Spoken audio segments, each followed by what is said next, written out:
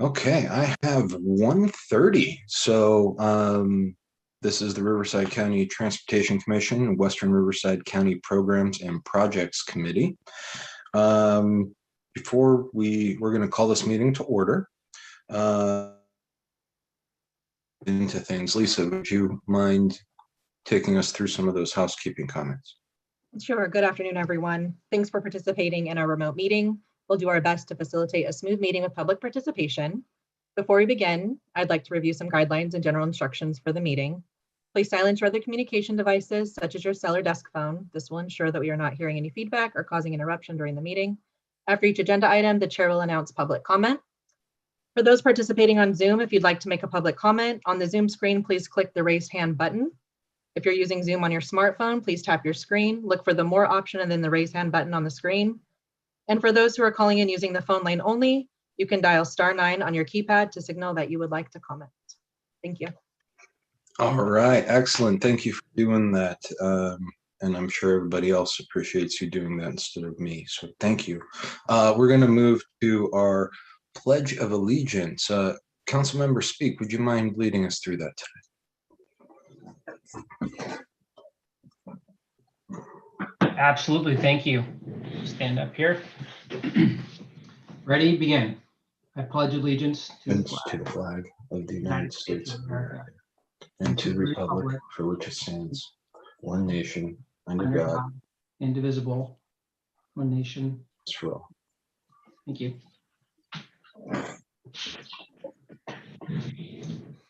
Excellent, thank you, sir. All right, if we could move on to roll call, please. District 1. District 1 here. District 5. Corona. Present. Eastville. Present. Hemet. Here. Harupa Valley. Here. Menifee. Is here. Marina Valley. Here. Marietta. Here. Norco. Here. Paris. Here. Wildemar. Here. Thank you. We do have a quorum. Excellent, thank you. Thank you all for being here today. All right, we are to the public comment section of our agenda. Do we have any public comments for items not on the agenda? I am not seeing any hands raised. Okay. We'll give you guys a second here before we move on. Okay, not hearing any public comments. If there are, please raise your hand, send us an email, let us know, and we'll address you. All right, to the additions, revisions portion of the agenda. Does anybody want to see anything moved around? Staff, members of the public, commission, committee members? No? Okay. That brings us to the approval of minutes of February 22nd, 2021. Does anybody have any comments on the minutes portion of the agenda? Okay, seeing none, I'm looking for a motion. Move to approve, Norco. Second moves. I have one first and a ton of seconds. Roll call, please. District 1. District 1, yes. Corona. Aye. Eastville. Eastville. Aye. Hemet. Yes. Harupa Valley. Yes. Menifee. Yes. Marina Valley. Yes. Marietta. Yes. Norco. Yes. Paris. Yes. Wildemar. Yes. Thank you. The item passes. Excellent, thank you. It brings us to item number 7, and that's a policy for implementation of solar power systems at commission-owned properties. I believe that Mr. Ratliff is going to be walking us through that today. Yes, sir. Thank you. Good afternoon, Chair and Commissioners. My name is Gary Ratliff, and I am the Facilities Administrator for the Commission. Today, I'm requesting approval to adopt a policy for the implementation of solar power systems at Commission-owned properties. Slide 2, please. First, a little background about why we are bringing this item forward. On June 29, 2018, the Commission entered into a settlement agreement with parties who brought legal challenges to the environmental documents for the Mid-County Parkway and 60 truck lanes projects.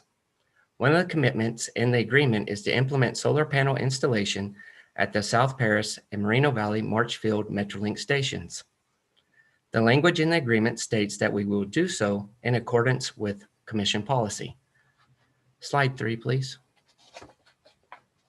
The purpose of the policy is to give direction to staff on when and how solar power systems should be implemented at Commission-owned commuter rail station and other properties. The reason for having a policy include the fact that there are many solar power systems on the market and many different ways of funding and implementing those systems, each with different costs and benefits. Having a policy helps us comply with the terms of the settlement agreement, and the policy will help maximize the use of limited funds for maintenance of Commission-owned property by providing the best economic benefit to the Commission. Slide 4, please. The proposed policy is as follows.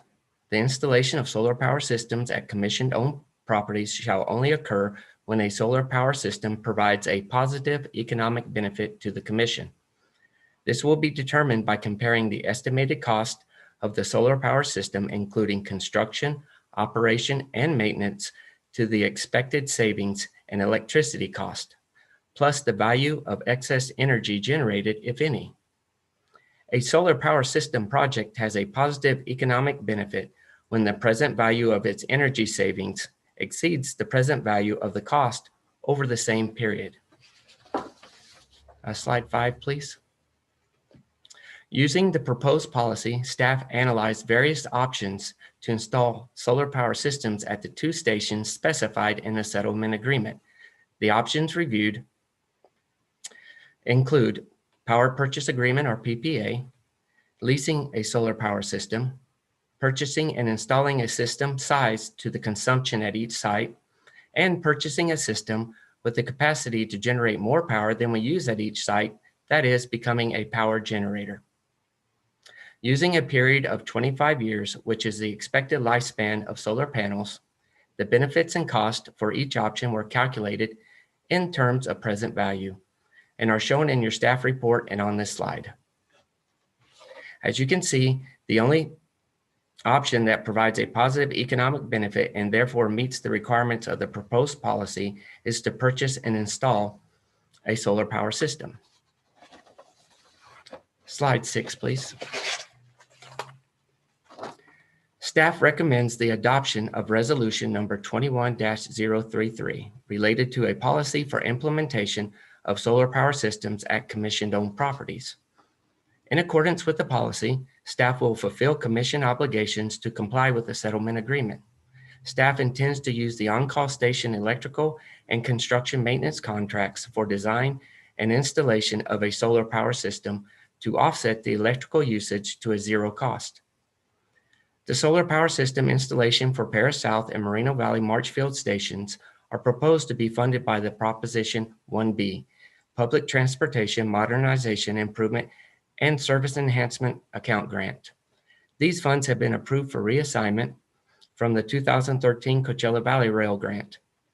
This does conclude my presentation, and I will be happy to answer any questions, and I thank you for your time.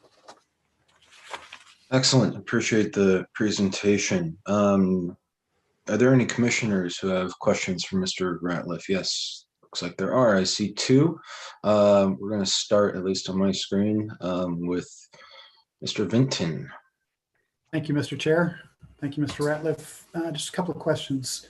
So in terms of the settlement agreement, we're required to put in solar panels, but this policy is saying only if we are, if it's beneficial to do so. What if none of those had come up that would have been economically beneficial. Because we had a settlement agreement, sir, we would have to bring that to the commission and to the management team and get their input and recommendation at that point. I think that's how we would have proceeded, but I could turn it over to Ms. Mayor. I see her hand raised, so I'll let her answer. Okay, thank you, Gary. Okay. So commissioners, we are obligated to install the solar panels at those two stations. Okay. The reason we wanted to bring forward this policy is I'm sure, I mean, you may be experiencing this in your own jurisdiction. There are so many different types of solar installations currently being proposed by the private sector, by the public sector. There are so many variations. We thought it was important before we proceeded to implement installations at the stations per the settlement agreement that we actually evaluated the cost benefit ratio, because we were not sure. We had individuals making proposals to us about how we might do that, but we thought it was important to know the economic benefit or not of each of those different proposals. So we have to do this no matter what. We want to do it in the most cost-effective way. And by having the commission provide the direction that this is the measure that we're going to use at these stations, then if any proposal comes forward in the future for any other station, for any other purpose, we already have a benchmark in place. Great, thank you for that, Anne. And one more question. I'm curious as to why getting the system that will provide the excess generation is so much more expensive. Are we not getting enough benefit out of it because of the 60% reduction in being able to get the power versus providing it? Sir, in our research of the 4 options that I provided in the presentation, the return on investment is the key factor, the upfront cost, and then the amount of at the price at which we sell the energy back or sell it out is a third of what we pay for it. So being a generator is the return on investment is not that good. And then on top of that, we have to apply to be a generator. And if we don't generate the amount that we promised to generate, then we have to pay the difference. So there's a couple of complications or details in that are risk for the commission. Great, thank you very much, Gary. Thank you, Mr. Chair. Mr. Hoffman, I see you have your hand raised. I did, and I think Ann answered my question. My question was this policy just for this project, or is it for all future projects? So I guess this policy, according to Ann, will continue as a guideline for all future projects, and she's shaking her head. So I take it that but each project will come up with its own specialized program and requirements, I would imagine, as we go through, depending on where they're located. So that's all my question was, and Ann answered it. Thank you. Excellent, thank you. Mr. Speak, I saw your hand raised earlier. I don't know if that was by accident or not. I put it up, but my question was answered, so. Okay, excellent. Well, do we have any questions or with a member of the public? I'm not seeing any hands raised. Well, if anybody does, please raise your hand or let us know and we'll address you. Okay, seeing no comments, additional comments or discussion, I'm going to ask for a motion on this item. Move to approve, Paris. Second, Murrieta. Excellent. We have a first, second, roll call, please. District 1, Yes. Corona, Aye. Eastville, Aye. Hemet, Yes. Rupa Valley, Yes. Menifee, Yes. Moreno Valley, Yes. Marietta, Yes. Norco, Yes. Harris, Yes. Wildemar. Yes. Thank you. That item passes.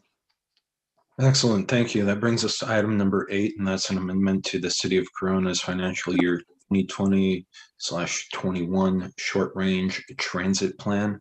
I believe that Mr. DeHaat is going to walk us through this one. Thank you, Mr. Chair. It's Mr. DeHaat. Oh, thank you. Sorry about that. I should know this. Okay, many years of that. So good afternoon, Mr. Chair and other committee members. And I don't have a PowerPoint presentation, but I just have a verbal presentation for you.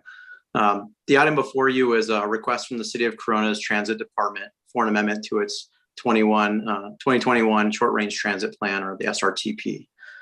The City of Corona, like other transit operators, were in the midst of their 2021 budget preparation when all the stay-at-home orders were issued due to COVID-19, causing some forecasting challenges related to operating expenses. At that time, the newly approved CARES Act funding provided transit operators, such as the City of Corona, the opportunity to keep vital operations continuing.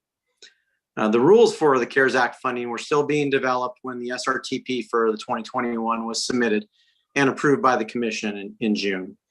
The city anticipated utilizing a portion of its CARES Act funding to pay for direct and indirect payroll charges for fiscal year 21, along with other operating expenses. However, the city was informed through its audit process that indirect payroll charges were ineligible for federal funds, including the CARES Act funds, without an approved cost allocation plan with the FTA. As a result, the city staff reached out to Commission staff and submitted an amendment request, which is attachment 1 to the report for its fiscal 2021 SRTP, and is requesting $200,000 in LTF to fully fund its operations as the funding alternative. Staff has reviewed this request, and we would recommend approval as outlined in the staff recommendation, which I will summarize below, or summarize. Approve the $200,000 increase in LTF funding allocation for the city. Amend the city's 2021 SRTP to include the $200,000 for operating expenses, and then finally forward to the Commission for final action. And that would end my presentation, and I would happy to take any questions you might have. Excellent. I appreciate the presentation. Do any commissioners have any questions on this item? Any members of the public wishing to speak on this item? You guys are making this way too easy here. Looking for a motion. Corona will make the move. Emmett second. Okay, we have a first and a second. Roll call, please. District 1, Yes. Corona, Aye. Eastville, Aye. Emmett, Europa Valley, Yes. Menifee, Yes. Moreno Valley, Yes. Marietta, Yes. Norco, Yes. Harris, Yes. Wildemar. Yes. Thank you. That item passes. District 5 is also a yes. I've finally figured out how to unmute this, so Thank you. I'll record you as a yes vote. thank you. Perfect. Okay, moving on to item number 9, and this is an amendment to the agreement with the City of Lake Elsinore for enhanced landscaping and aesthetics to add grinding and paving of Grape Street for the Interstate 15 Railroad Canyon Road Interchange Improvements Project. Mr. Johnston. Okay, I had to unmute. Okay, good afternoon, commissioners. I'm Bryce Johnston, the construction manager for RCTC and for this project. The Interstate 15 Railroad Canyon project is a $27.7 million construction project to reconfigure the interchange of I-15 and Railroad Canyon in Lake Elsinore. Included in the project is an enhanced on and off ramp configuration utilizing hook ramps off of the I-15 northbound to improve traffic flow to the city streets and to access shopping located on Grape Street. So, slide. RCTC has managed this project in close coordination with the city since 2001. And I would like to add the cooperation with the city has been exceptional. Ramon has been very beneficial to this project. the city engineer. The primary scope of the project is to reconfigure the interchange. As I said a minute ago, the construction, or maybe I didn't say it, we began construction in May 2020 and we're about 45% complete. A current contribution agreement exists for landscaping scope of work, and the city would like to add some pavement rehabilitation to the project. Considering the work that is being performed along Grape Street is part of our existing scope of our project, and it includes median work, patching of asphalt, and some various other electrical work, a final grind and pave of this street would provide a logical enhancement to the project. Slide. As you know, I'm sorry that was I spoke to that slide early because but so again, this is what we're doing. We're wanting to add to the landscape agreement for the scope. So slide. This is the area that we're discussing, which is south of the In-N-Out and the Grape Street Railroad Canyon interchange. So again, it gives you a good idea. We know specifically the dimensions of the work that we're doing, and we're looking at entering into a lump sum change order. So there's very little risk to this. Slide. So going forward, we are requesting that we amend the agreement that we have with the city of Lake Elsinore to incorporate this grind and repave of Grape Street. This will increase the city's contribution by $339,801 to make the total agreement value to be $1,094,801. And that is the slide presentation slide. So I'll take any questions. All right, excellent. Thank you for the presentation. And do we have any questions from commissioners on this? Okay, Mr. Speak, you're on mute, but please, okay, you're not now. Go ahead. Thank you, sir. I appreciate it. And no question, just a comment, just really happy with how well the project is progressing. Very happy for the folks in the city of Lake Elsinore and the city Canyon Lake. The project seems to be going really well. I traveled through there quite a bit, and just kudos to RCTC's team and the contractor doing such a great job. Excellent. Mr. Benoit. I'd like to echo those same comments. I live actually a couple miles from the area, and actually this is sort of my backup off ramp if I'm getting off the freeway and coming home. So boy, I'm looking forward to these improvements, and it's just been going great. It's been a wonderful project to see happening right here. And just like Wes said, I'm traveling through there all the time. So kudos and good job. And yeah, a little bit of an extra polish and fit and finish, always worth it when we're doing a project like this. So thank you. Excellent. Any other questions or comments from commissioners at this time? I'll move the item. Okay, before we do that, I want to see if anybody from the public wishes to speak on that, but thank you. Noted. Okay, hearing none. A second. Okay, we have a first and a second. Excellent. Roll call, please. District 1, Yes. District 5, Yes. Corona, Aye. Eastvale, Aye. Emmett, Yes. Harupa Valley, Yes. Menifee, Aye. Marina Valley, Yes. Marietta, Yes. Norco, Yes. Harris, Yes. Wildemar. Yes. Thank you. That item passes. All right, that brings us very close to the end of our meeting here. We are at the Commissioners' Staff Report section. Do we have any staff reports? Commissioners, just very, very briefly, I am pleased to share, if you haven't heard already, that the governor reappointed Joe Tavaloni to the CTC on Friday. To say we are happy is an understatement, especially considering the way appointments have been going lately. It was very, very important that a representative from the Inland Empire be serving on the CTC, especially now. And so we were thrilled for two reasons. One, Joe Tavoloni is back on the CTC, but also that the Inland Empire remains very ably and strongly represented at the CTC. I think this is going to be a big year with a lot of things happening there.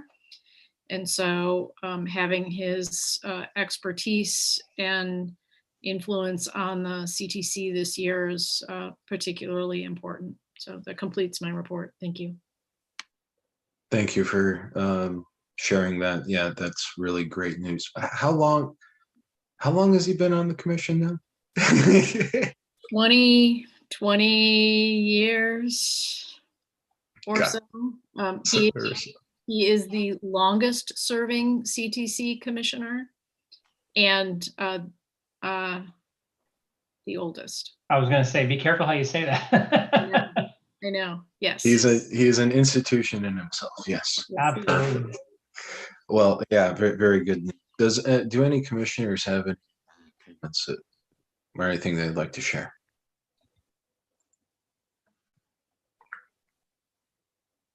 Okay. Well, that brings us to the end of our meeting adjournment. So the next Western Riverside County Programs and Projects Committee meeting is scheduled to be held at 1:30 p.m. on Monday, April 26th, 2021 via Zoom. Thank you all for taking time today. See you next time. Thanks. Thank Have a good you. week, Thank everyone. you. Bye all.